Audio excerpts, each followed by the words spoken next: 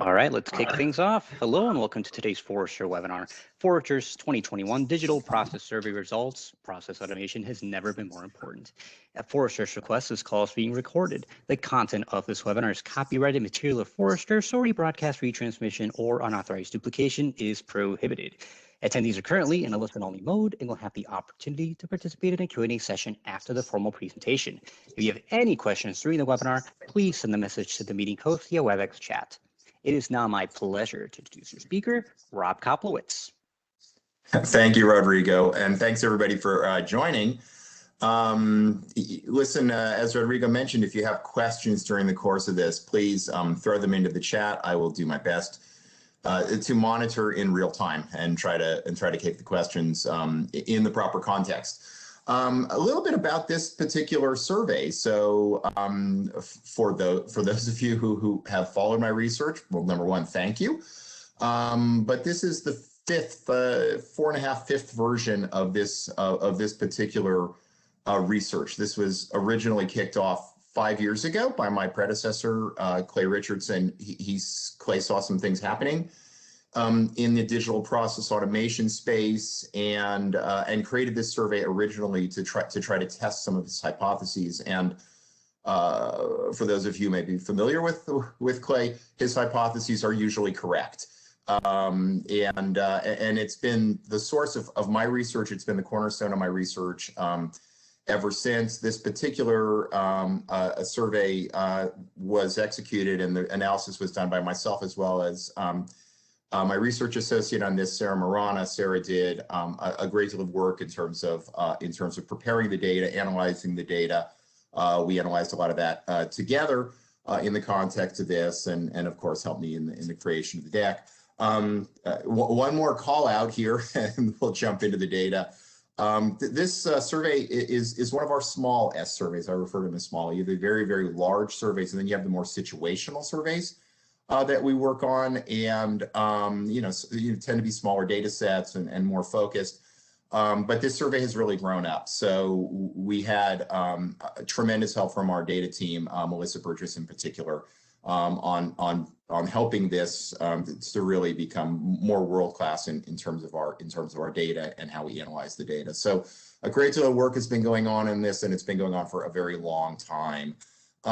So let's go ahead and kick things off. In terms of who we talk to, it's always good to get the baseline of the folks that we're talking to. If you see in the upper left, about 47% of the folks that responded to this survey were a business or product function leaders. About 10% were business people or business process folks. We have individual contributors.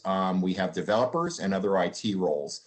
This is actually a really, really great sample. I'm really delighted by this particular sample, because as we talk and we go through this further, you'll see that this is actually the type of working team, the type of organizational structure, the type of stakeholders that are working together to push process initiatives forward.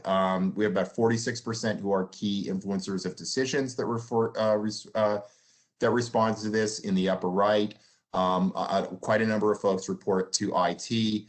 And in terms of the question of how you actually think about process optimization in your organization, not necessarily directly related to the respondents, but in the lower left, you see that about 27% have dedicated process professionals that are working on optimizing their processes. About 26% lead this at an executive level. About 23%, a very encouraging and growing number, are driving this from the C level. And then, of course, there are business implications. This comes down to business implications. So in the lower left, there you have about 20% who are department managers who are looking very specifically at making the processes within their department better. Again, if we look at that lower left, we see some very, very encouraging trends in terms of how folks are addressing this. Process professionals are involved. We've got high-level sponsorship from the C level. We've got most of these things being driven at the VP level, and then good, strong participation at the business level. This is the type of pattern that we want to see going forward, and we're continuing to be very encouraged that that's what we're seeing. This is kind of our keystone data point here, and we ask this question in a very specific way. So the question we ask is, what is the primary focus of process optimization efforts within your organization? And we ask it for the time frame below. So we do longitudinal analysis of this data, through the 5 iterations of it that we've done. But this question is asked differently. We ask, what were you thinking of 2 years ago? What is your primary focus today?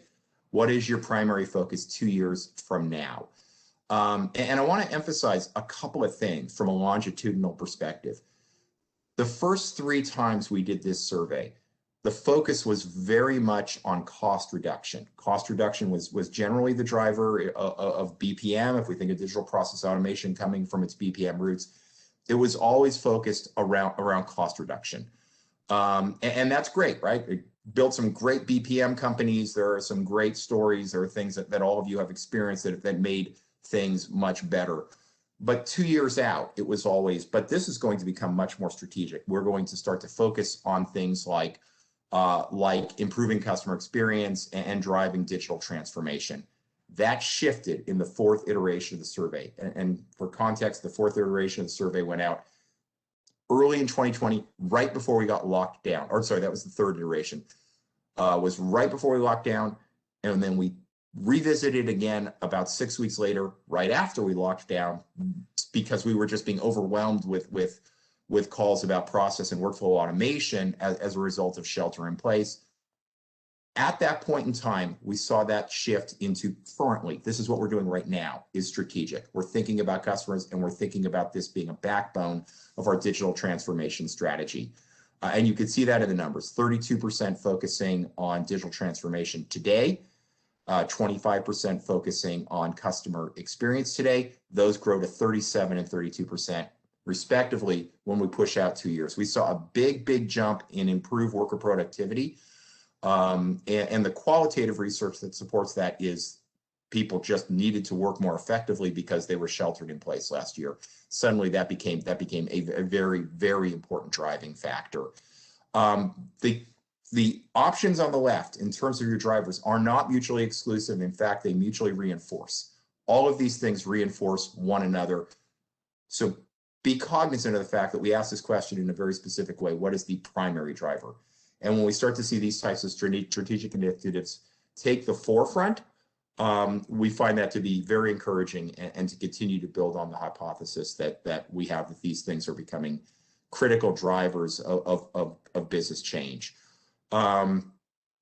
If we look at how folks are organizing for this, we also start to see some patterns that we also think are encouraging. So if you look at the bottom and we ask the question, how do you best describe process optimization in your organization? Over half have groups of distributed teams that are working independently on their department's process optimization projects. And that's great. That's how these things should drive forward. But 26% are moving towards models where they have central teams. There's a lot of different ways we describe these central teams. We've, at Forrester have described them as strike forces. A great description. We describe them as centers of excellence, but it's moving toward this more federated model. We have expertise. We want to leverage that expertise. We want to bring it out into the organization and make it broadly available. So again, very encouraging from this data and really reinforces what we're seeing, both in terms of feedback from our clients, but in terms of the qualitative research that we do alongside this as well. And then when we ask the question specifically about how do you describe the role of process optimization in your organization, look at that big green pie slice on the right. It's a critical part of our business strategy. It directly supports a critical initiative. So we directly ask them the question, is this critical to you? And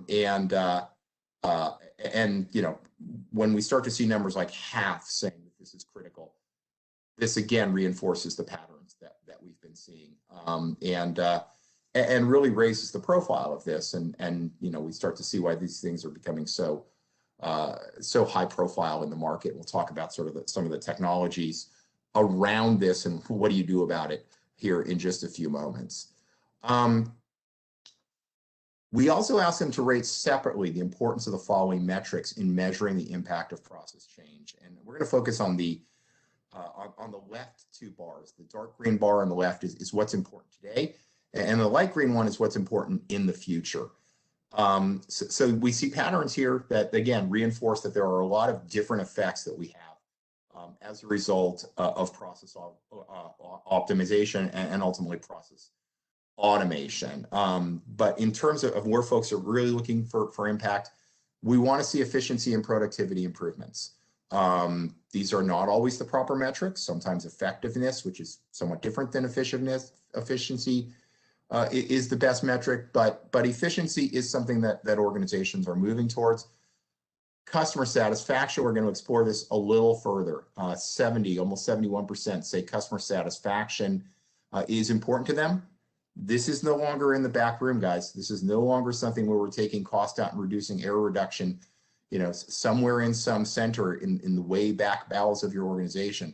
These things have direct effect on customer experiences, whether they are customer-facing processes or the operational processes behind the scenes support the customer experience.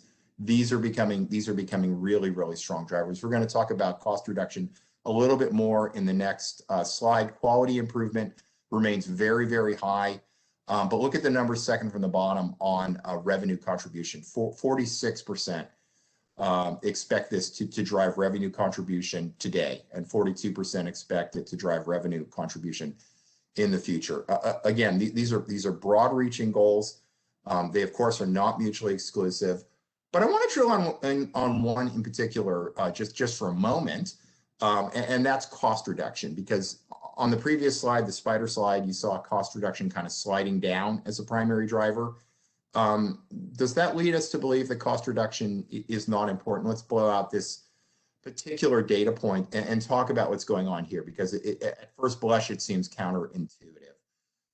So when asked the question directly, rate the importance of cost reduction improvements in measuring the impact on process change, almost 63% say cost reduction is important now, and 31% say it's going to be important in the future. How does this jive with the previous data, where we said it was all about strategic goals and cost reduction was falling in terms of importance? In the qualitative research that we've done, in terms of in talking to research prospects and talking to our customers through the inquiry and consulting process, it becomes really clear cost reduction is an expectation. Turns out we're very good at measuring it. We're actually very good at measuring cost reduction as relates to process optimization. We can measure efficiency. In many cases, we're getting much better at measuring effectiveness, the ability to have better interactions with customers, better results from internal processes. And then lastly, of course, error reduction, right? All of this leads to error reduction. And lastly, cost reduction as a result of better governance, risk, and compliance stances through better processes and of course through automation as well. So what does it mean? It means that cost reduction is an assumption. We are going to assume that cost will be taken out of the equation as we go through these things. But it's not the primary driver. And it's important to note that it is not the primary driver. And why is it so important? From the calls that I take with clients, the pattern became clear, a number of years ago. We could take out a lot of cost and not change things very much, right? So I only can control things up to my organizational boundary, but my customer journey or my processes crosses the organizational boundary. So I've taken cost out of my organization. I've implemented better processes. I've implemented some technology. It helps. I met all my KPIs. I got my bonus for the year. Yay, let's declare victory. The customer experience was exactly the same because we had multiple stopping points between the organizational boundaries, between legacy systems. So cost reduction, assume you're going to get it. It's great. Measure it. I encourage you to. But also take a step back and say, if you could take out a lot of cost, you are not necessarily driving transformation. You're not necessarily driving strategic goals like customer experience and improving that customer experience. What are they looking to do? Look, there are probably some process purists on the call here today, and I apologize for what I'm about to say, but we're driving towards automation. And automation is not always the answer. Process optimization has to be thought of separately from automation, and automation is sometimes the answer. It is often the answer. It is right now, more often than not, the answer. So if we ask folks, what are you planning to do with this technology? We see three numbers that highly correlate. At the very top, we plan to reinvent and reimagine existing processes to better support our digital business strategy. We're just going to rethink about these things from a process perspective. 31%. We plan to automate large numbers of currently manual processes to drive end-to-end transformation. 23%. We plan to completely transform end-to-end processes to better support our business strategy. We're not even thinking about reinventing them or reengineering. We're thinking about a completely different structure in terms of how automation affects our operational models. 23%. The commonality between these top three items is that all of them lead to wide-scale automation. We're doing radical levels of automation, far higher than we ever did in the past, and the total of those is 76%. So 76% of folks are thinking about driving end-to-end automation as a driver of their process optimization strategies. Processes are everywhere. There isn't any particular way that's the right way to handle a process. We have things living in packaged applications. We've got paper, we've got electronic processes, we've got things like, your traditional digital process automation systems, the Appian, the IBMs, the Pegas of the world. We have a lot of homegrown systems. We have increasing amounts of different flavors of low code that are coming in, and we've got robotic process automation. All of these things are potentially complementary. All of these things are potentially problematic in terms of driving end-to-end processes. Again, I want to reiterate, your processes do not respect your legacy systems. They don't respect any of these silos that you've built up. They don't respect your organizational boundaries. They span that. And when you're trying to drive towards end-to-end automation, this is something you have to get your arms around, where and how your strategy is in terms of moving forward. We're going to talk a little bit about the strategies that some of the folks that I am particularly close to are using in order to drive that end-to-end automation, some emerging technologies in this space. But I want to talk about the two that are unambiguously bad guys, right? These are the black hats of process. And boy, did both of these bad guys show up in spades during COVID and shelter in place. So the first one on the left is paper-based processes. And if you look at folks who say I have few, many, most, or all my processes running with paper dependencies, you end up with a number of 80%. That is a huge number. That is a number that is lower after COVID than it was before COVID, because you know what happened with these processes when people went to shelter in place? If you had a little inefficient process, a little inefficient micro process in the middle of your process that involved two people passing a file folder back and forth and moving it between departments, guess what? That process broke. If you were taking dependencies on paper moving through your mailroom in order to move a process forward, that process broke. And what we were hearing during COVID, when it was at its worst, was this is affecting things like customer service. This is affecting things like revenue recognition. These were highly problematic. I described the left as inefficient before COVID, broken after COVID, and we need to get away from it. But there's still a lot of it out there. And then the other piece where I think we see a great deal of processes executing are in these things that we call electronic manual routing. And the example we give is Excel and email. You haven't given me anything to automate anything. So what do I got? I've got Excel. I can build macros. I'm pretty good at that. I can move things around through a workflow, in the form of something like an email.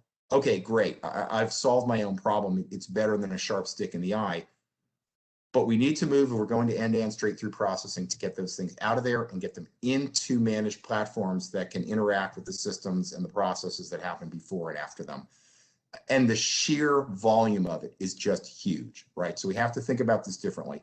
We can't think about it in terms of let's just sit down and cut a couple of billion lines of custom code, or let's think about it in terms of how we thought about, the good old big aircraft carrier size BPM projects. It's different. It's fundamentally different to go after this problem. If you don't go after this problem, you're not going after that 76% of organizations that are looking to drive straight through processing. So we have to think about that, and we have to think about a very, very different pattern in terms of how we're thinking about this.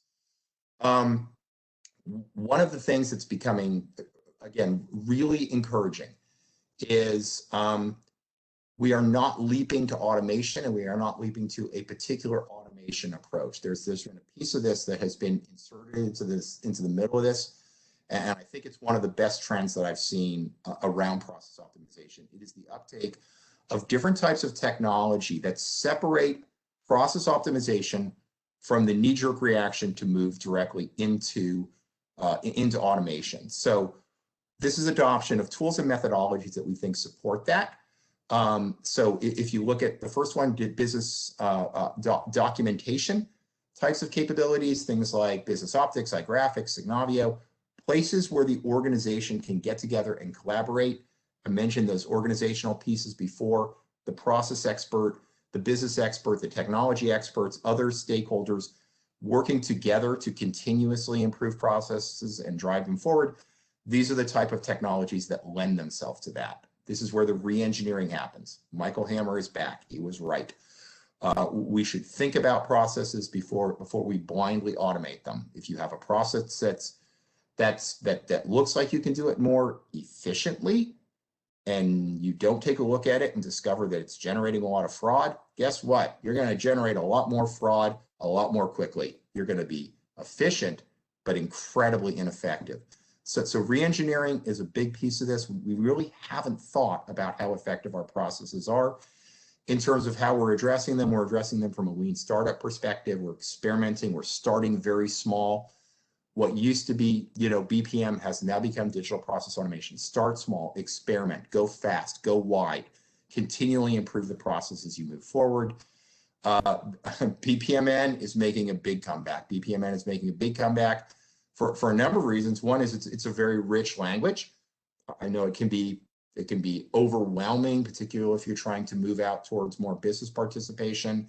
But it has some really important characteristics that our clients talk to me about a lot. One is portability.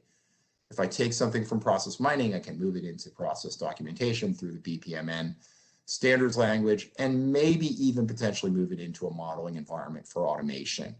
And Lean Six Sigma, we've asked this question for a number of years.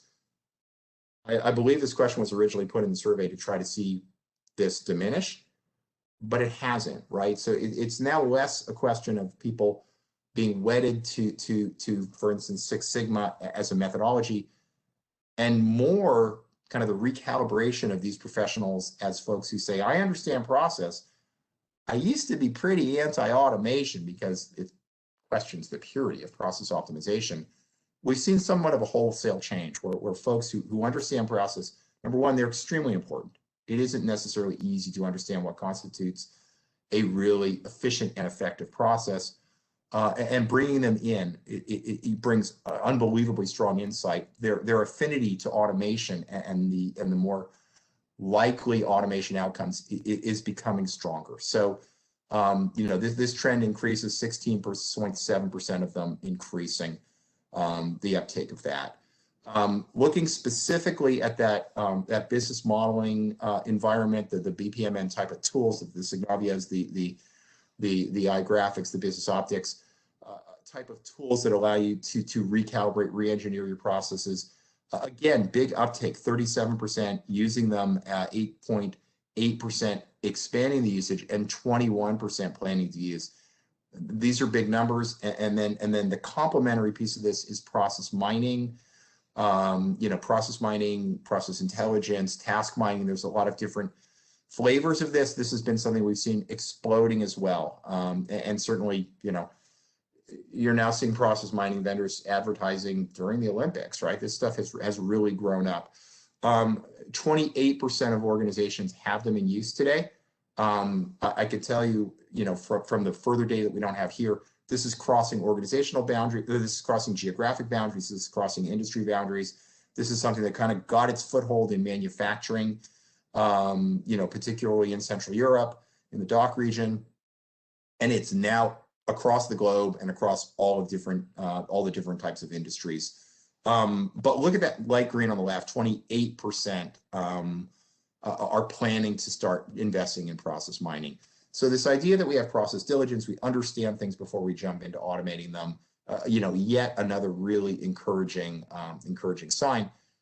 This isn't necessarily easy. This model of going from discovery to reengineering to automation isn't necessarily easy, but it is something that we see emerging, and organizations are getting better at it.